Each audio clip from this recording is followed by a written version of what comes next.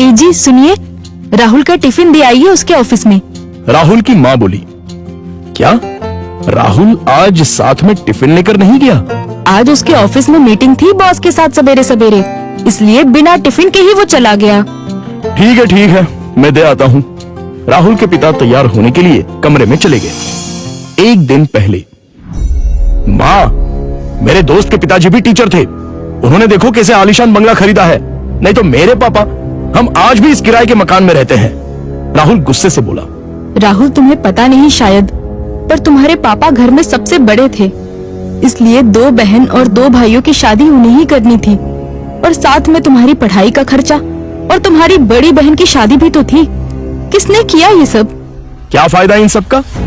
उनके भाई बहन अब बंगले में रहते हैं। कभी उन्होंने सोचा है कि अपना भाई किराए के मकान में रहता है तो उसके लिए एक छोटा सा घर खरीद के दे दे? ये सुनकर माँ की आंखों में आंसू आ गए। उन्हें समझ नहीं आ रहा था कि जन्म दिया बेटा अपने बाप के बारे में ऐसी बातें कर रहा है। फिर माँ बोली, तुम्हारे पिता ने अपना कर्तव्य निभाया, अपने भाई बहनों से कभी किसी चीज की उम्मीद नहीं की। राहुल पागलों जैसा बोल रहा था। अच्छा वो ठीक है, पर पिताजी लड़कों की ट्यूशन लेते थे। उनसे अगर फीस लेते तो आज पिताजी पैसों की गद्दी पर सोते। आजकल के क्लास वाले देखो कैसे इंपोर्टेड गाड़ियों में घूमते हैं। लेकिन तुम्हारे पिता के कुछ उसूल थे, ज्ञान बांटने के, पैसे नहीं लेने के, इसलिए तो उन्हें ढेर सारे पुरस्कार भी मिले। पता भी है तुम्हें? ये सुनते ही राहुल जोर से चिल्लाया, क्या फायदा इन पुरस्कारों का? क्या उनसे हमारा मकान बनेगा? पड़े हैं धूल खाते उस कबाड़ खाने में, कोई नहीं पूछता है उनको। तभी दरवाजे की बेल बजती है। पिताजी ने अपनी बातें तो सुन नहीं ली ना। इस डर से राहुल का चेहरा उतर गया, लेकिन पिताजी किसी से बात किए बिना ही अपने कमरे में चले गए। ये था कल का झगड़ा, और आज मोहनलाल ने साइकिल को टिफिन लगाया और कड़ी धूप में राहुल के ऑफिस पहुंच गए। कड़ी धूप होने के कारण वो थक गए थे। ऑफिस पहुंचने पर उनको सिक्योरिटी गार्ड ने रोका।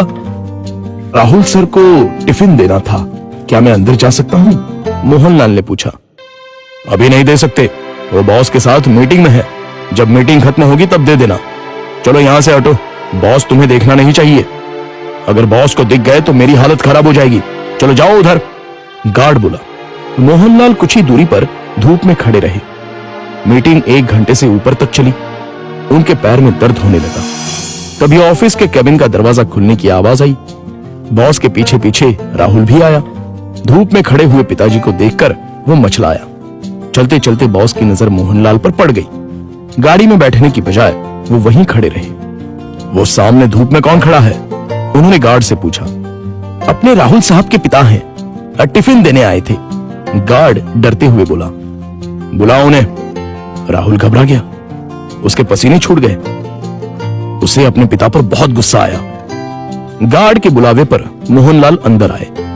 बॉस उनके पास गए और बोले, आप मोहनलाल सर हैं ना? सरकारी स्कूल में आप ही टीचर थे ना? हाँ, पर आप कैसे पहचानते हैं मुझे? कुछ समझने से पहले ही बॉस ने मोहनलाल के पैर छुए। राहुल और सब लोग ये देखकर हक्का बक्का रह गए। सर, मैं विजय, आपका स्टूडेंट था। आप मुझे पढ़ाने के लिए घर आते थे। हाँ, याद आया। बाप रे, तुम तो बहुत ही बड़े हो गए हो। विजय मुस्कुराया और बोला, सर आप यहां धूप में क्या कर रहे हैं? चलिए अंदर बैठते हैं, बहुत सारी बातें करनी है आपसे। सिक्योरिटी, तुमने इन्हें अंदर क्यों नहीं बिठाया? सिक्योरिटी ने शर्म के मारे गर्दन नीचे कर दी और बोला, सॉरी सर, गलती हो गई। इस पर मोहनलाल बोले, इसमें इसकी कोई गलती नहीं है, आपको डिस्टर्ब ना हो इसलिए मैं ही बाहर खड़ा हुआ था। ओके। विजय ने मोहनलाल का हाथ थामा और उनको अपने केबिन ले गया। बैठिए सर, अपने कुर्सी की तरफ उंगली करते हुए विजय बोला। नहीं, ये कुर्सी तो तुम्हारी है। मोहनलाल हिचकिचाहट से बोले, सर आपकी वजह से ही तो ये कुर्सी मुझे मिली है, इसलिए इस पर सबसे पहले आपका हक बनता है।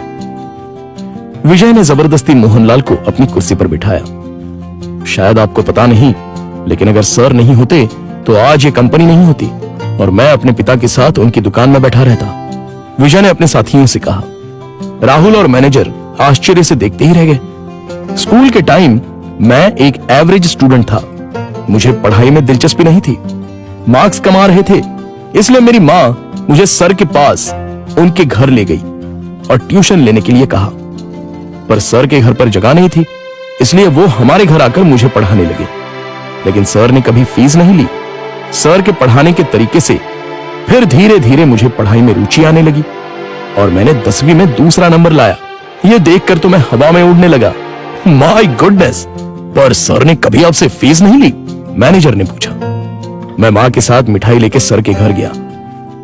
मां ने 50,000 का चेक सर को दिया, लेकिन उन्होंने वो नहीं लिया। तब सर ने एक बात कही थी जो आज भी मुझे याद है। सर ने कहा था, मैंने कुछ नहीं किया, आपका बेटा ही होशियार था। मैंने सिर्फ उसे रास्ता दिखाया है और मैं ज्ञान बेचता नहीं हूं, दान करता हूं। फिर मैंने 12th करने के बाद MS किया और अमेरिका जाकर पढ़ाई की और वापस आने के बाद ये कंपनी स्टार्ट की। एक पत्थर को सर ने हीरा बना दिया। सर, आपको सच में दिल से प्रणाम। मोहनलाल की आंखों में आंसू आ गए। यह सच में कमाल की बात है। बाहर दुनिया में पढ़ाई का बाजार चल रहा है और इन्होंने बिना फीस लिए पढ़ाया। मान गए सर आपको। ऐसे लोग उसूल के पक्के होते हैं। इन्हें पैसों की और पुरस्कार की भी चाह नहीं थी। इन्हें तो बस अपने स्टूडेंट का भला हो, यही दिन रात सोचते थे। सही कहा सर आपने। ऐसे लोग तो दुनिया में बहुत ही कम होते हैं। सर, क्या आज आप उसी किराए के मकान में रह रहे हो? मोहनलाल की जगह राहुल ने ही जवाब दिया। हाँ सर, उसी किराए के मकान में रहते हैं। आज मैं अपने सर को गुरु दक्षिणा दूंगा। इस शहर में मेरे कुछ फ्लैट्स हैं, उसमें से एक फ्लैट मैं आपके नाम कर रहा हूं, विजय ने कहा। क्या? मोहनलाल और राहुल एक ही साथ बोले। इतनी बड़ी गुरु दक्षिणा मुझे नहीं चाहिए। मोहनलाल बोले, सर प्लीज ना मत कहिए। काम के चक्कर में मैं अपनी गुरु दक्षिणा देना भूल गया था। बहुत बहुत शुक्रिया सर। शुक्रिया मुझे नहीं, अपने पिता को कहो और मुझसे एक वादा करो कि तुम अपने पिता के अंतिम सांस तक उनके साथ रहोगे। हाँ सर, मैं वादा करता हूं। राहुल इमोशनल हो गया और उसकी आंखों से आंसू आ गए। तो दोस्तों, आपसे गुजारिश है कि कभी भी अपने पिता से यह मत पूछिए कि उन्होंने आपके लिए क्या किया और क्या कमाया है। जो कुछ कमाना है वो अपने दम पे कमाओ। उन्होंने हमें जो पढ़ाई और संस्कार दिए हैं वही आपको कमाने में मदद करेंगे। धन्यवाद।